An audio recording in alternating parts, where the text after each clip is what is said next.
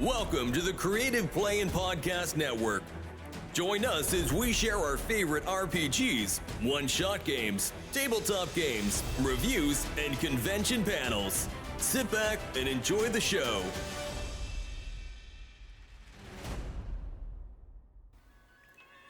Hi, this is Kelly, aka Trixie from Ragnarok and Roll, assigned to Ragnarok Story, and Tilda Wimblewick from D&D Journey of the 5th Edition. First off, I would just like to say thank you to everyone for listening to our varied adventures, as well as for rating us on iTunes and RPGpodcast.com. If you haven't rated us yet, we would greatly appreciate it if you could. And if you're looking for more ways to support our efforts, we are now on Patreon, a great site where you can help us continue making more podcasts, as well as some special surprises for our patrons. If you can, please look us up at www.patreon.com/cppn. Every little bit helps. And again, thank you for listening. Hey guys, Jim here with Creative Play and Podcast Network. And Kelly? We are back again for RPGaDay 2023 for August the 19th. Favorite Published Adventure. The Published Adventures. Yes. Well, there's some good ones and stuff, like the original Temple of Elemental Evil, Tomb of Horrors, that type of stuff. But I spent a while trying to find this interesting one that I had when I was younger, and I can't for the life of me find it. And I can't remember the name of it. I can't remember. But what was really cool about it was that it was a solo adventure. You did not need a dungeon master.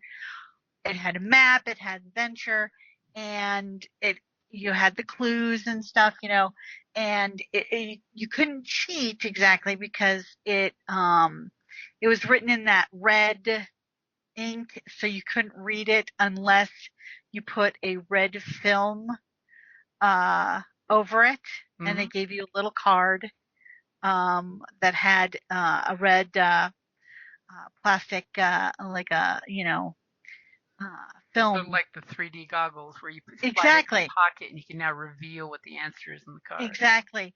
So you use that to, it was really cool, and it was like an urban adventure, and I can't for the life of me remember the name of it. But of course, I'm very tired, and it's been a long day.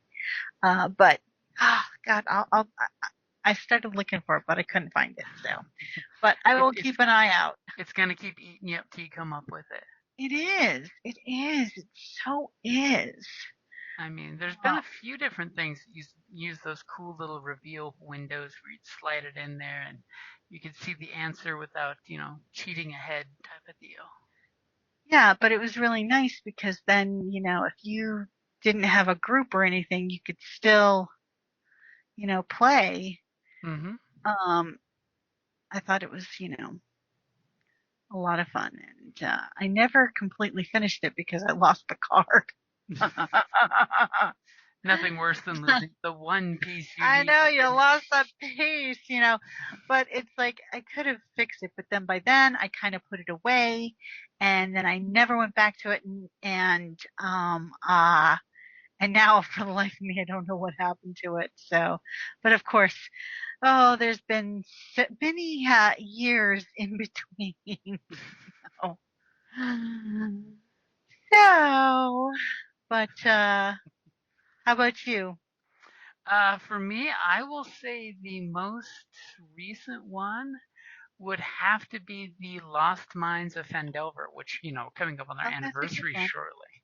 Because as pre-gens go, it's a pretty good one that'll walk both brand new player and a brand new GM down the path to having a fun adventure. I almost went with that. Almost. I mean, it was well put together, and that was my big one that I liked, that they put it together. They made sure that in the adventure you have lots of opportunity to actually use your skills and abilities. without, pigeonholing to the only this one ability is the right answer to the situation, Mm-hmm. which totally, made it a great pre-built adventure module because a lot of them it's either short or they provide too much information. It's like you kind of mentioned the tomb of elemental evil out there, the The old original, yeah, the old original one where they actually told you what every NPC had in their pocket for coinage was a little yeah. Mm-hmm. too much information. Of course, then again, Well, I wasn't the GM for that, so. they're all bad people in that starting town. The players just don't know it. Exactly. But um but the Fendover one is very nice, and they actually have kind of like extended, so if you choose to continue with those characters, um uh and it allows you to branch out in that area. So Mhm. even if you don't, once you've completed, like, say, the basic adventure, it gives you enough to Yeah, oh yeah, um it gives you enough sandbox that you could. I yeah. mean, the whole thing is like level 1 to 5, but it provides so much more stuff that say your group goes into the town and scares off the green dragon. Well, maybe you have to hunt him down later.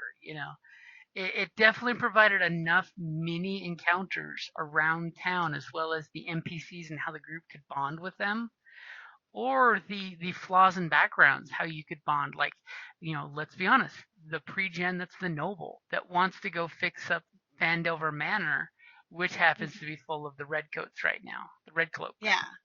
There was total progression for a whole story arc for each character there. Hmm. The fact that the rogue used to be a Used to member of be a the red member, but cloaks, got drummed out, basically. and you had an issue against the glass wizard, Hmm. so it was And total motivation. yeah, and the ranger Hmm. uh wanted to save the town of, the Oak. It was something Oak. Yeah, Um the uh drive off from venom. the dragon. Hmm Drive off venom thing because he took over what was left of her hometown. Uh-huh. Well, he drove everybody out. Hmm Well, the fact that everybody died from a natural occurrence didn't hurt either, but he got totally blamed for it. Like, he could make ash zombies. Come on, he's just a green dragon. He just wants slaves and minions. He wants Which to corrupt you. which I totally love that they gave, little boxes for new GMs to basically give the dragon a social encounters with players, which was beautiful when someone did right what they should in character and got the group almost killed. There's the tips there for the players if they try a social interaction of what he's a sucker for, because we all know with dragons there's always something that will get them talking. It's not just smog.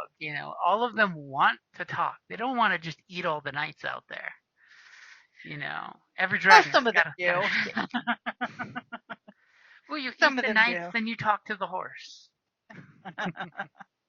Well, you can eat the knights and the horse. Whee! Mmm. Horse for breakfast. Mmm.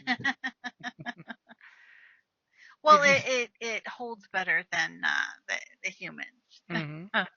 And of course, you totally have great use because, like, in the Red Cloak's base inside the manor, it's actually in the adventure where there's a goblin being beat down by the bugbears, which totally, and I swear, like 8 out of 10 groups that you run through that adventure will want to adopt the goblin being beat on if the goblin is willing to hook the group up with intel.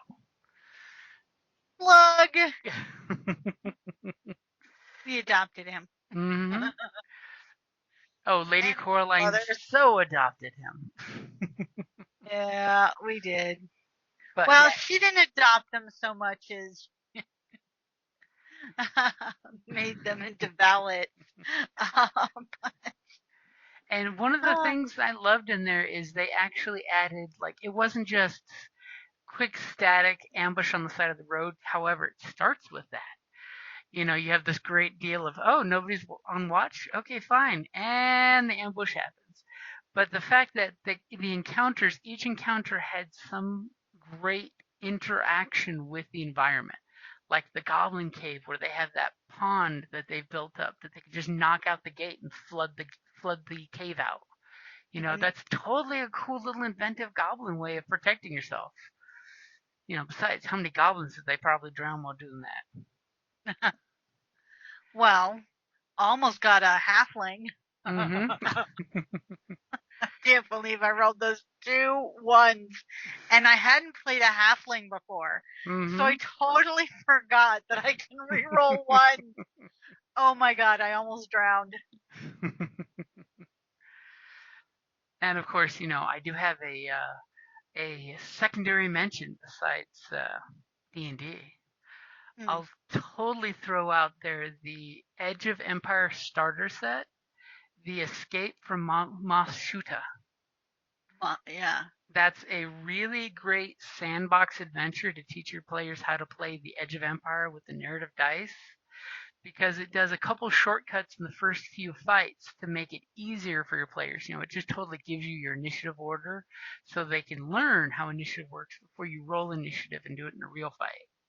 Well, it's a nice box set because it came with the dice. Mm-hmm. And what was really interesting was that you had the pre-made character sheets, but they show how the character levels up, so to speak. Mm-hmm. So you start off with the 1 page for the brand new. It's like, oh, now you've got a little experience on your belt. This, you know, go to the next page. This is what, and it tells you how it did it and what it was doing. But then it shows you the more advanced character sheet. So I thought that was really helpful when learning the system. Oh, heck yeah. And the character portfolios are great because they're beautiful color. They give you the picture. The back of the booklet gives you the backstory, which if everybody reads it, they realize their backstories are pretty much tied together one way or another, which totally gives you more lean into the actual buy-in for the characters.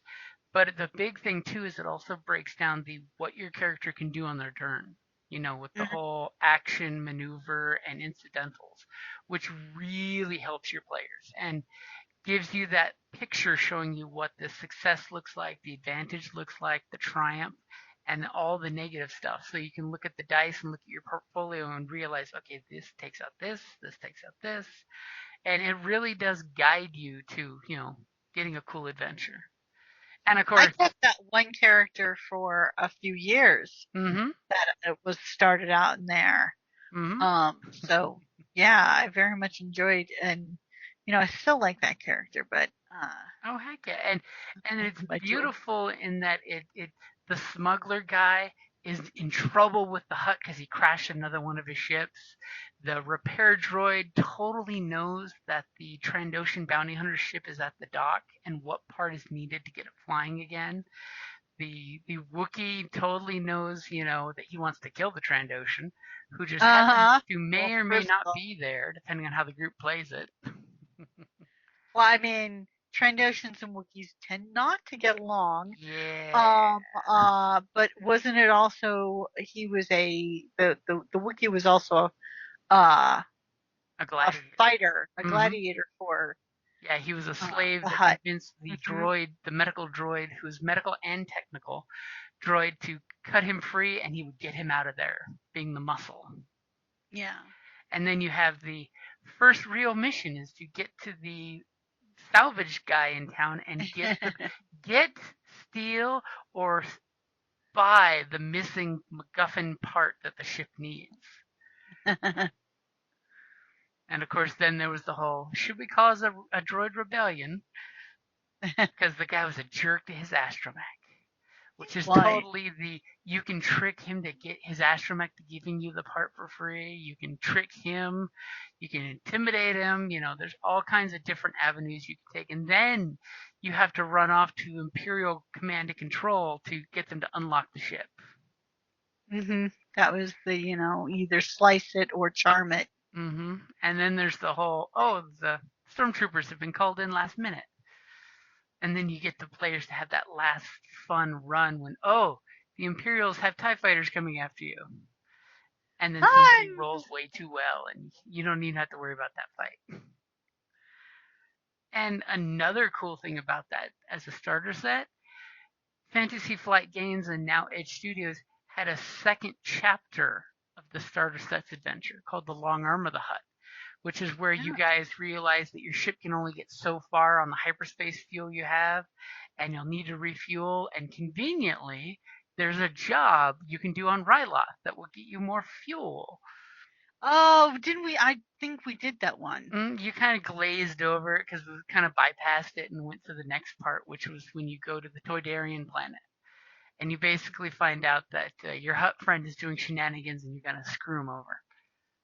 And then eventually some gamer groups go back and kill Timo the Hutt. Mm-hmm. Because when you got a Hutt coming after you, there's only one way to deal with it. And that's strap on a metal bikini. Yeah. Choke the bastard until he dies, right? One of my earlier Star Wars groups, one of the bounty hunters was a Trandoshan sniper and basically shot a hole in the Hutt with a disintegrate array. And then the other guy took a thermal detonator and stuck it in the hole with his hand. And then the thug of the group cut the guy's hand out because it got stuck. Because the Hutt grabbed his hand like, "What are you doing, little one?" Well, it is really hard to kill a Hutt. Mm-hmm. And I totally gave them, since they shot a hole through his layers inside his body, that it totally bypassed that obnoxious soak of 10. Yeah, because that soak. I mean, those Hutts with those pistols they have that are the equivalent of a cannon from somebody else. But it was funny because that group, they actually managed to kill Timo. Good. That's not easy to do. And it took like 2 attempts to finally get him. The first one, they only took part of his tail. Ooh. Bastard. Yeah, and you don't want an Hutt angry at you. More importantly, you don't want an embarrassed Hutt clan. You did what to my cousin? Ho, ho, ho, ho, ho, ho, ho. So I think that definitely covers our favorite published adventures. And we're totally going to have to see if we can find that one you're talking about. I know. I'm like, I got to see if I can. Because I know there's totally a few different game systems that use that kind of technique. And they're all super obscure ones, too.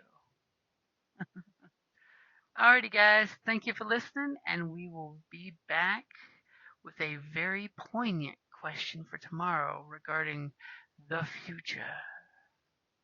Dun, dun, dun. In the year 2041. In the year 2525, if man is still alive. Hey, that was a good post-apocalyptic cheesy show. No, it's a song that was. I used to listen to the classics, the oldies but goodies. Oh, so I take it you never watched Cleopatra 2525? No. Yeah, there was a really bad B series back when Hercules: The Legendary Journeys came out. No. And it had I'm Zoe talking from about Firefly. the song from the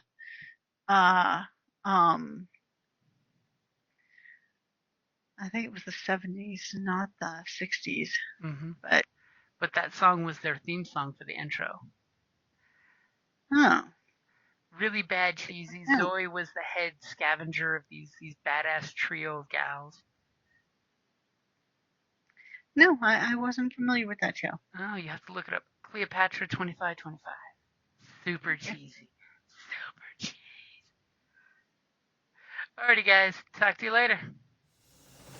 Thank you for listening to the Creative Play-In Podcast Network. If you enjoyed our show, please check out D&D Journey of the 5th Edition and Ragnarok Enroll a Scion Hero to Ragnarok Story. Also, check out our Patreon page for more content and behind-the-scenes things, as well as joining us for a one-shot game or two.